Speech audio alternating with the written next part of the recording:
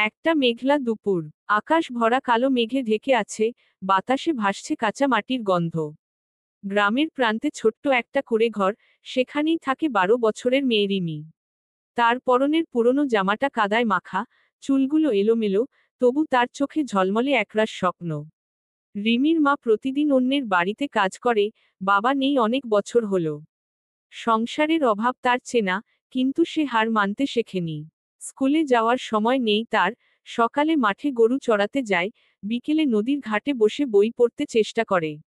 মায়ের পুরনো বই থেকে অক্ষর চিনেছে সে, নিজের মতো করে বানান করে পড়ে, আমার নাম রিমি, আমি মানুষ হব।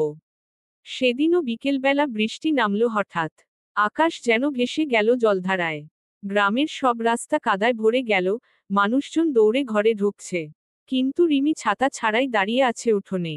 দু হাত মেলে সে বৃষ্টির ফোঁটা ধরছে। তার মনে হচ্ছে, এই বৃষ্টি যেন তাকে ধুয়ে দিচ্ছে, মাটির ধুলো, দারিদ্র্যের ছায়া, সব কিছু। হঠাৎ গ্রামের স্কুলের স্যার সাইকেল নিয়ে পাশ দিয়ে যাচ্ছিলেন। বৃষ্টিতে ভিজে ভিজে রিমিকে দেখে থেমে গেলেন। বললেন, রিমি, তুই তো পড়াশোনা করতে ভালোবাসিস, স্কুলে কেন আসিস না?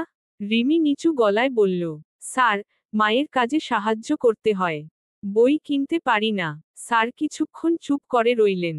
তারপর বললেন, আগামীকাল স্কুলে আয়, তোর বইয়ের ব্যবস্থা আমি করব। সেদিন রাতে রিমি ঘুমাতে পারেনি। মায়ের কোলে মাথা রেখে বলল, মা, আমি স্কুলে যাব, মানুষ হব। তুই রাজি তো? মা চোখের জল মুছে বললেন, যা মা, তুই যা করতে চাস, আমি আছি তোর পাশে। পরদিন সকালে রিমি তার পুরনো ব্যাগে একটি পেন্সিল আর ছেঁড়া খাতাটা নিয়ে স্কুলের দিকে হাঁটল। রাস্তা কাদা, কিন্তু তার মনে আলো। স্কুলের গেটের সামনে দাঁড়িয়ে রিমির মনে হলো, এই তো তার স্বপ্নের শুরু। দিন যায়, মাস যায়। রিমি এখন নিয়মিত স্কুলে যায়। সে ক্লাসে ভালো করে, সবাই তাকে ভালোবাসে। দুপুরবেলা সে মাঠে বসে বই পড়ে, গল্প লেখে, কখনো কখনো ছোট ছোট কবিতাও লিখে। একদিন জেলা পর্যায়ের একটি গল্প লেখার প্রতিযোগিতা হলো। স্যার বললেন, রিমি, তুইও অংশ নে। তোর গল্প সবার ভালো লাগবে। রিমি প্রথমে ভয় পেয়েছিল, কিন্তু লিখল, বৃষ্টির দিনে মেয়েটি নামে এক গল্প, নিজের জীবনের মতো। কয়েক সপ্তাহ পর খবর এলো, রিমির গল্প প্রথম হয়েছে। পুরো স্কুলে উৎসবের মতো আনন্দ। স্যার গর্বে চোখ মুছে বললেন, দেখ রিমি, তুই পেরেছিস। বাড়ি ফিরে রিমি মাকে জড়িয়ে ধরল। মা বললেন, তোর বাবার মতো তুইও এখন গর্বের কারণ। রিমি আকাশের দিকে তাকিয়ে হাসল।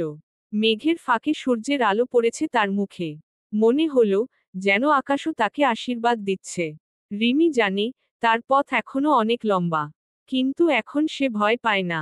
তার হাতে বই, মনে আশা, আর হৃদয় সেই বৃষ্টির স্পর্শ, যা তাকে একদিন থেমে যেতে দেয়নি।